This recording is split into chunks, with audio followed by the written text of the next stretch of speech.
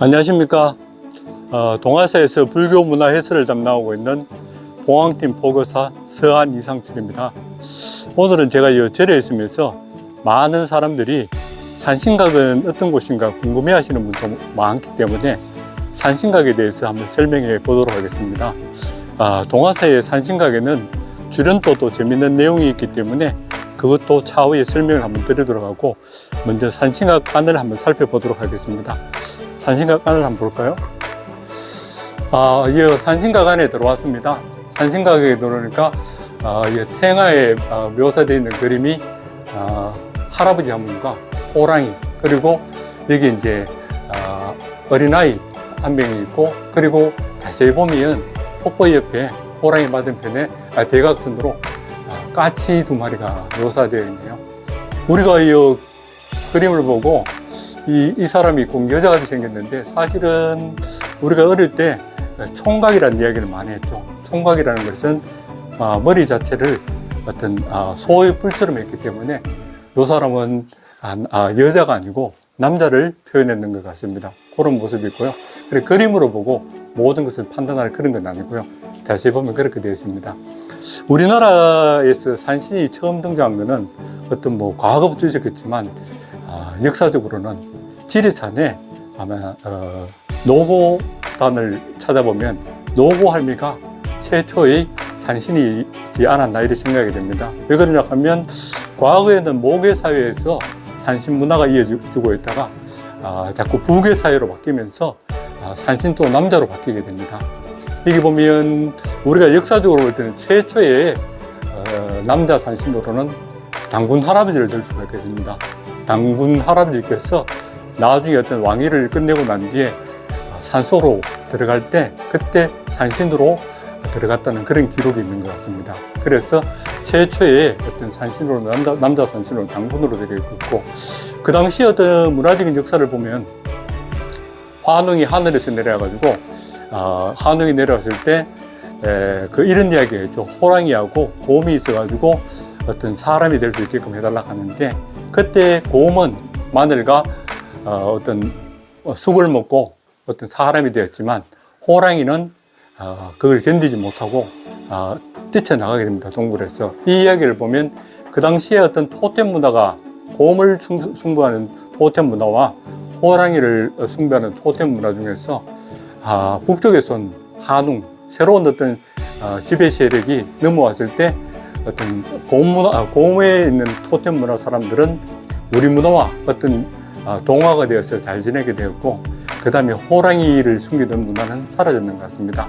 그러다 세월이 흘러가지고 우리나라 산에도 상당히 어떤 호랑이가 많고 어떤 위험한 그런 상황이 많이 발생하고, 차후에 어떤 하늘을 문화를 지배하는 당군 문화가 더욱더 커지면서 호랑이 문화 자체도 서서히 어떤 당군 문화로 접어들면서 산신도 자연히 어떤 우리 문화 속으로 접어드는 것 같습니다. 네, 여기 이제 그림을 또 한번 보다 보면 보통 여기 이제 파초를 들고 계시는데, 파초잎을 들고 있는 것은 아마도 우리 이제 사찰 자체가 산속에 있는 사찰이 대부분이 어떤 선종 사찰이 많습니다. 선종 사찰이 많다 보니까 해가 스님이 첫 번째 달마대사를 찾아가 가지고 어떤 도를 구할 때 그때 한쪽 팔을 잘라내고 파초에 어떤 올려서 달마대사에서 바쳤다는 그런 의미이기 때문에 여기 산신도 사실은 파초를 들고 불교와 연관되었던 그런 문화가 아니었나 이렇게 생각이 됩니다. 그리고 호랑이를 보면 호랑이는 사실 용맹하고 멀리 볼 수가 있지만 사실은 눈에 시력에도 한계가 있기 때문에 멀리 볼 수는 없습니다. 하늘 높이 있는 건 볼 수가 없기 때문에 하늘 높이 볼 수 있는 까치가 위에 있습니다. 까치가 위에 있음으로써 저 멀리까지 적이 어떻게 나타난다는 것을 다 볼 수 있는 그런 상황으로 나타나기 때문에 호랑이가 어떤 강력한 어떤 미사일이라면 어떤 까치는 레이더라고 할 수 있겠죠. 적을 어떻게 어떤 공략을 하려고 하면 레이더에 눈이 있어야지 미사일이 정확하게 미사일 적진을 공격을 할 수 있기 때문에 그렇게 묘사되었다고 현대적으로 이해하면 되겠습니다. 그리고 여기 복숭아하고 석류가 있고 하는데, 복숭아가 아니고 석류를 말씀드리는 건데, 석류를 이야기하는 것 자체는, 우리나라 사람들이 옛날에 산신문화와 같이 바위 뒤에 올라가가지고, 아들을 많이 낳아달라는 그런 어떤 기도를 많이 드렸습니다. 예, 석류를 열어보면 석류 이제 씨가 상당히 많죠. 그래 다산을 의미하기 때문에 그때 이제 산신한테 많이 어떤 아이를 많이 낳아서 비는 걸 해가지고 여기에 석류라는 요 과일을 보여줬고요. 특히 여기 자세히 보면 석류 씨앗이 상당히 많이 표현되어 있는 그런 형태로 되어 있습니다. 그림을 자세히 보면 그런 의미가 상당히 많고요. 그리고 모르고 보면 이걸 무슨 의미인가 모르지만 사실은 알고 보면 상당히 많이 있습니다. 그리고 이 산신을 모시는 곳이 하나만 있는 곳이 아니라 어떤 데는 삼성각에 가면 또 이제 산신을 모시고 있습니다. 그만큼 산신이 우리 문화에서 상당히 중요한 어떤 위치를 차지하고 있었고요. 제가 아까 그 아래쪽에 있으니까 어떤 분이 저한테 묻더라고요. 절에 가면 개고기를 먹으면 안 된다는 이야기를 하던데 그게 무슨 이야기냐 하기 때문에 제가 산신과 더불어 이야기를 한번 하겠습니다. 옛날에 절에 한번 찾아가려고 하면 지금은 길이 잘 닦여 있어가지고 차 타고 쉽게 오지만 옛날에 이제 산에 이제 올라오려고 하면 호랑이 같은 동물이 상당히 많았을 거 아닙니까?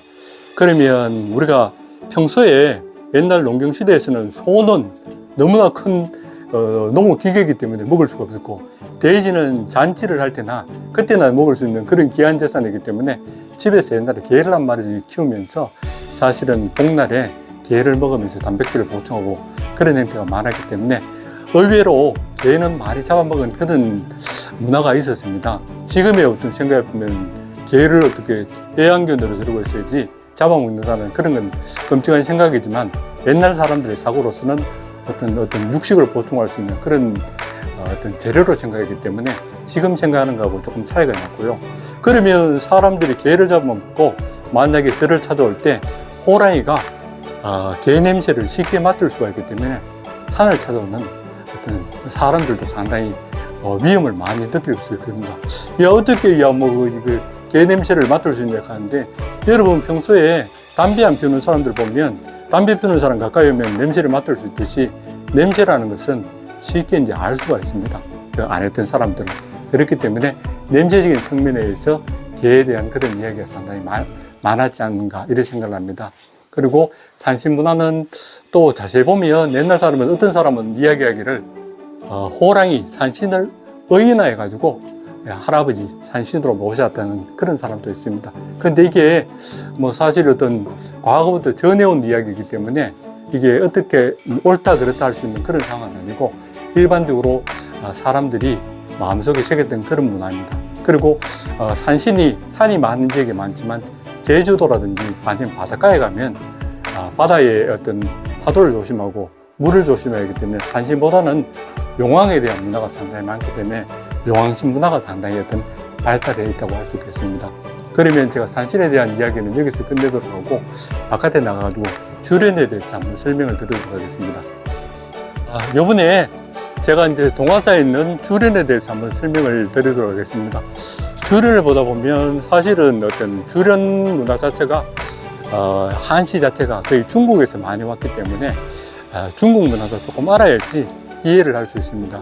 우리가 그냥 단순히 우리 생각으로 이해해보면 이해가 안 되는 부분이 있기 때문에 제가 어떤 중국적인 문화적인 배경도 한번 설명을 하면서 주련에 대해서 한번 설명을 해보도록 하겠습니다. 여기 보면 첫 번째 글자가 일건권도 화학루 이렇게 되어 있고 두 번째 글귀가 일척척번 앵무주라고 되어 있습니다. 일반적으로 이 글을 보면 사람들이 잘 알 수가 있습니다. 화학루가 어디 있는지. 그리고 촉성루는 알아도 영남루는 알아도 화학루가 어디 있는지 모를 수 있기 때문에 화학루는 우리가 이제 최근에 코로나 사태 때문에 어려움이 좀 있었는데 중국 우한에 있는 오나라 때 삼국 시대에 세워졌던 누각입니다. 그때는 아마도 망루로 쓰였겠죠. 저 강을 바라보면서 저기 올 수 있는 오느냐 안 오느냐 이런 걸 살펴보면서 특히 우리나라도 신라시대 때 황룡사 구청 목탑을 세웠을 때 꼭대기에서 보면 저 멀리까지 모든 것을 볼 수 있었기 때문에 고려시대에 이제 그 불교를 믿고 있는 몽골이 와서 황룡사 구청 목탑을 불태우는 이유 자체도 이걸 어떤 종교적인 의미보다는 적을 살피는 망루로 보았기 때문에 그럴 가능성이 상당히 높습니다. 제가 이제 문구를 설명하기 전에 중국의 고사를 한번 이야기를 해드릴게요. 여기 이제 유명한 시인 최호락 하시는 분이 있는데 그분이 화학루에 올라서 이런 시를 지었습니다. 제가 보니까 우리나라 과거에 시조 형태로도 이런 내용이 나오는 것 같더라고요. 시를 간단히 이야기해 보면 석인, 옛날 사람이 이성, 화학치, 화학을 이미 타고 난 뒤에 멀리 가버렸는데 차리, 공위, 화학루 이 지역에는 그냥 화학루만 남아있구나. 이렇게 이제 처음 시를 이야기를 했습니다. 그 다음 시구가 화학, 이치, 부폭반, 화학은 이미 떠나가지고 돌아오지 않는데 바윈, 흰구름이 천자에, 중국말로 티엔자에 가던데 공여우, 오랫동안 세월이 흘러가도 그대로 구름만 흐르더라. 화학은 이미 떠나가고 난 뒤에 구름만 흐르더라. 이런 시를 표현하였습니다. 이후에 200이 화학루에 한번 놀라가지고 자기도 시를 하나 지으려고 하다가 최호가 지은 시가 워낙 또 완벽하기 때문에 더 이상 짓지 않고 다른 곳에 가서 시를 지었다는 그런 이야기가 있습니다. 그러면 이 이야기를 제가 재밌게 한번 이야기해 보면 옛날에 신씨라는 주모가 계셨습니다. 항상 이제 술을 팔고 있는데 어느 날 노인 한 분이 뚝 찾아가지고 술을 달라고 해가지고 술을 한 잔 이제 내놨는데 이 노인이 공짜로 술을 마시고 가버렸습니다. 일반 주모 같으면 화를 냈을 건데 이상하게도 이 신씨라는 주모는 아무 말 없이 술을 내어줬습니다. 그 다음날 또 이 노인은 찾아오고 이렇게 6개월간 이렇게 이제 공짜로 술을 마시고 있었는데 신씨는 한마디 말도 없이 그냥 공짜로 술을 내주었습니다.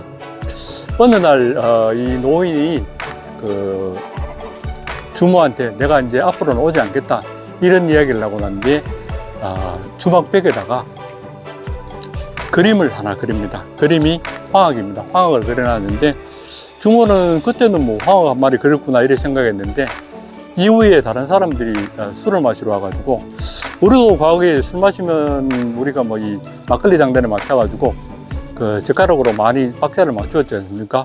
어떤 사람이 술을 마시면 노래를 부르고 또 이제 뭐 여러 가지 춤도 추고 또 이제 그 뭐 이 젓가락도 어떤 장단을 맞추다 보니까 벽에 걸려있던 화학이 능실능실 춤을 춥니다. 사실 상당히 그 놀라운 현상 아닙니까?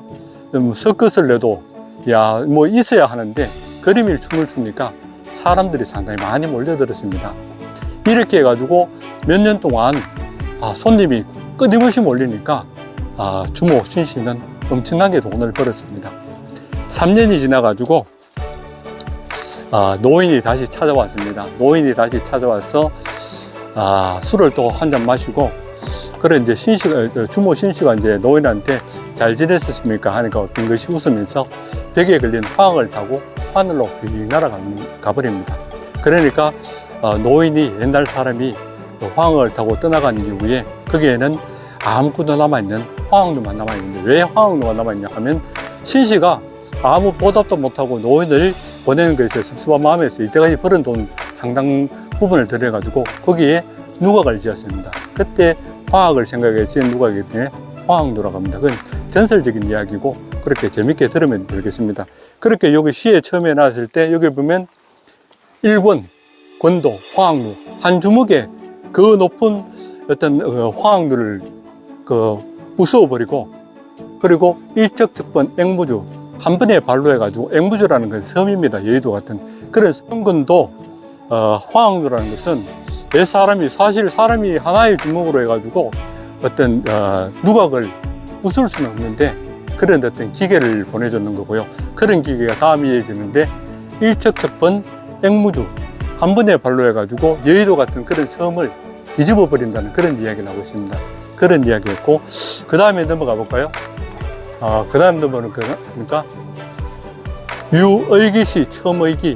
내가 어떤 그 수행을 계속하고 또 하다 보니까 불풍요처의 풍류.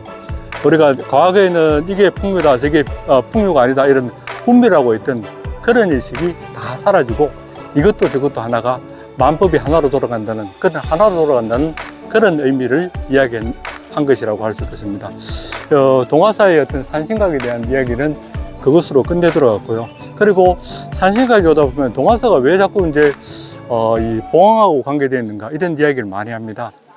다른 정각하고 관계없이 동화사에 보면, 위에 보면 용 대신에 봉황을 상당히 많이 새겨 놨습니다. 곳곳에 동화사에는 봉황이 많기 때문에 요게 특히 다른 절과 달리 곳곳에 이제 봉황을 초각해 놨기 때문에 동화사를 나타내는 가장 큰 의미라고 하겠습니다. 그러니까 제가 이제 소속되어 있는 불교문화 해설팀도 봉황을 상징하는 봉황팀입니다.